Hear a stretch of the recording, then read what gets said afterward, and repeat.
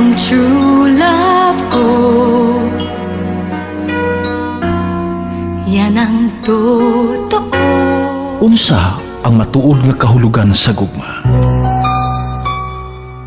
Gugma, kung ako ang pasultihon. Yes, may daghang points in common sa unod sa maong pong. Pero para nako mahimong moingon ko nga ang pong gugma usa ka infinite, endless, way kinatungyan ug way katapusan. Sa iyang katapusan, ang pong gugma gimatuod sa pagpati, gimatuod sa kasing-kasing.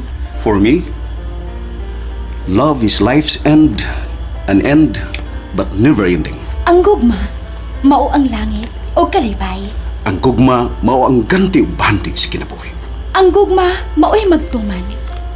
Tungod kay way tubig sa kalibutan nga magkakambal kung uhaw ka sa gugma. Ang gugma ligon tungod kay way lunop ug baha sa kalibutan nga mulumos ug muanod sa gugma. Ang pong gugma nga nasuwat sa balaang basahon nag-ingon. Bisag ipanghatag ko pa ang tanan nga ani kanako ug ipasunog ang akong lawas apan kun wa ako'y gugma, wa kinay kapuslanan. Ang gugma mapailubon ug maluluyon. Ang gugma dili masinahon, nitig pasikat o garboso. Ang gugma dili bastos o hakog o sukanon.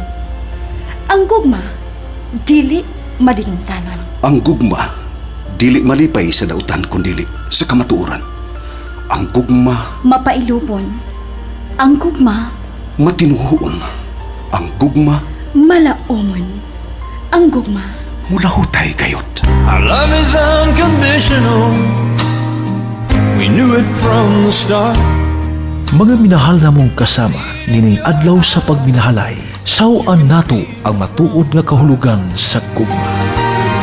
A love as true as mine.